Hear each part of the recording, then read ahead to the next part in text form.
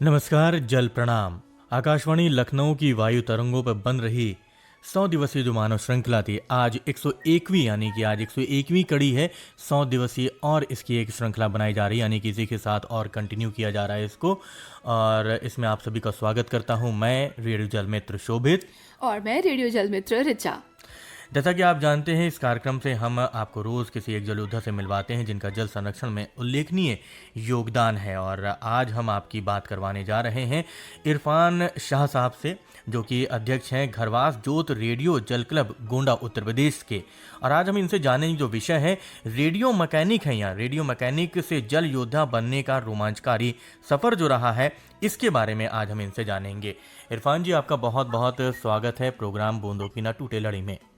बहुत बहुत धन्यवाद सर जी। मैं इरफान शाह, ग्राम घरवास जोत, पोस्ट ईश्वरिया, थाना मोतीगंज, जिला गोंडा से बोल रहा हूँ। और मैंने रेडियो जल क्लब घरवास जोत का गठन किया है सर जी। और ये सुनिए, हमको मैं आपसे सबसे पहले तो हम ये जानना चाहेंगे कि रेडियो से आपके जुड़ाव के बारे में आप हमें बताएं, आप अपने जीविकोपार्जन के बारे में हमें बताएं। जी, तो सबसे पहले मैं सर रेडियो से अपने जुड़ाव के बारे में मैं ये कहना चाहूंगा कि सर मैं 2009 की बात है, मैं 2009 से मतलब लगातार आकाशवाणी से जुड़ा रहा। और सर हमने युवाणी में सर वार्ता भी दिया, और ये लगाओ सर हमको बहुत काफी प्लेटफॉर्म पे इससे बोलने का हमें मौका मिला। सर क्या होता था कि सर हम पहले नहीं बोल पाते थे, हमें डर लगता था कि इतने लोग के बीच में कैसे। और रेडियो से हमें सर बहुत सारी जानकारी मिली, जितनी भी सरकार की जो योजनाएं चलाई जाती हैं उससे हमें बहुत सारा लाभ मिला। तो ये हमारा जो लगाव है ये हमको ऊंचे मुकाम पर भी पहुंचाया। कई लोगों से मिलने का मौका मिला सर, जैसे आप लोगों से भी मिलने का मौका मिला, तो ये हमारे लिए सर बहुत गर्व की बात रहा सर। जी, आप अपने जीविकोपार्जन के लिए क्या करते हैं?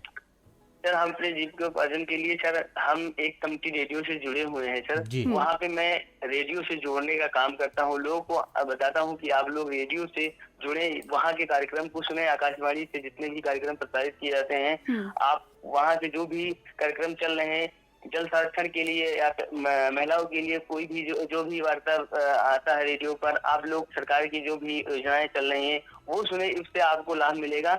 मैं हर गांव में जाता हूँ। और सर मैं एक बात और बताना चाहूंगा कि सर मैं जब भी जाता हूँ तो मैं जल संरक्षण के लिए 10-15 मिनट में जरूर उस पर बोलता हूँ कि ये जो आकाशवाणी लखनऊ से 100.7 पे बूंदों की न टूटी लड़ी कार्यक्रम शुरू हुआ है, आप लोग इसे सुने और आप लोग घर घर मतलब जल संरक्षण के बारे में आप लोग बात करें।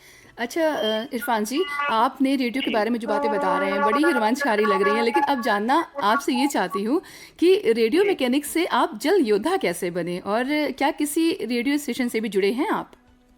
जी मैम, मैं रेडियो स्टेशन से जुड़ा हूँ। मैं यहाँ गोंडा में एक ज्ञानस्थली रेडियो खुला है 89.6 FM, मैं वहाँ पे काम करता हूँ। और मैं जल योद्धा इसलिए मैं बना कि मैं सोचा कि जब मैं रेडियो से जोड़ने का काम कर रहा हूँ तो लोगों को साथ साथ में जल संरक्षण के बारे में भी लोगों को बताएं। और मैं यही मतलब कहना चाहता हूँ कि आप लोग भी जल संरक्षण के लिए आप लोग बूंदों की न टूटे लड़ी कार्यक्रम को आप सफल बनाएं और आप अपने दैनिक जीवन में जल को संचय करें। जी, मैं अपने श्रोताओं को ये भी बताना चाहूँगा कि आप रेडियो मैकेनिक हैं, और बहुत सारे जो पुराने रेडियोज़ हैं जो ख़राब हो चुके हैं या फिर किसी कबाड़ की दुकान में हैं, वहाँ से भी इरफान जी उन रेडियो को लेकर आते हैं, उनको सही करते हैं, और उसके बाद गांव में जिनको ज़रूरत है या जो लोग सुनना चाहते हैं उनको आप देते हैं। तो ये बहुत ही अच्छी एक काबिल तारीफ़ बात है, बहुत अच्छा एक प्रयास है रेडियो के माध्यम से लोगों में जागरूकता लाने के लिए।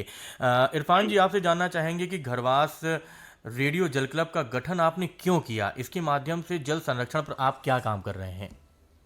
देखिए सर, मैं सबसे पहले तो मैं बताना चाहता हूँ कि मैं घरवास जो रेडियो जल क्लब का गठन इसलिए किया क्योंकि अपने गांव से ही हम शुरुआत करते हैं। जब हम अपने घर से शुरुआत करेंगे जल को बचाने के लिए, तब हम और लोग को मतलब इसके बारे में बता सकता हूँ। हमारे सर इसमें जो सदस्यों की संख्या है वो सर 10 सदस्यों की संख्या है। और सर हम लोग जाते हैं, जैसे रास्ते में कहीं टोटी खुली हुई है या नल खुला हुआ है तो वहाँ पे बंद करते हैं। और एक चीज मैं और बताना चाहता हूँ सर कि हम लोग जाते हैं, शादियों में देखा है कि सर हजारों लीटर पानी बर्बाद हो जाता है, लोग मस्त रहते हैं खाना खाने में, लेकिन सर वहाँ पानी कोई नहीं बंद करता है। तो मैंने अभी तक मैं 4-5 जगह गया शादियों में, और हमने पानी को भी वहां से मतलब नल को बंद किया। तो ये सब बहुत छोटी छोटी जो सीख है हम लोग को सीखना चाहिए, लोगों को जल के बारे में सोचना चाहिए, क्योंकि कभी कभी हम लोग इतना मतलब मस्त हो जाते हैं कि मतलब पानी ऐसे हजारों लीटर बर्बाद हो जाता है। जी, आपने बहुत अच्छी बात की कि बहुत सारे ऐसे आयोजन होते हैं जिनमें पानी वेस्ट हो रहा है, पानी बर्बाद हो रहा है, नल खुले हैं, तो उसमें उस पे भी हमें ध्यान देने की ज़रूरत है।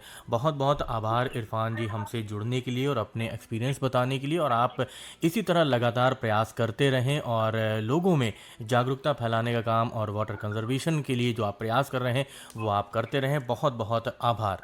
जी। धन्यवाद सर जी। तो श्रोताओं, आपको ये कार्यक्रम कैसा लगा? आप हमें हमारे ईमेल आईडी पर भी सूचित कर सकते हैं। हमारा ईमेल एड्रेस है bkntl100@gmail.com। अगर आपने भी कुछ ऐसे कुछ प्रयास किए हैं या जल संरक्षण के क्षेत्र में आपने भी कोई योगदान दिया है, तो आप हमें इसी मेल आईडी पर हमें अपनी प्रतिक्रिया भेज सकते हैं। और हमारे पास कई प्रतिक्रियाएं आई हुई हैं, पर वो इस म्यूज़िकल ब्रेक के उस पार हम आपको उन प्रतिक्रियाओं के बारे में बताएंगे। तो आज की यानी कि 101वीं आज जो कड़ी है, उससे मैं रेडियो जल मित्र शोभित और मैं रेडियो जल मित्र ऋचा आपसे अनुमति लेते हैं।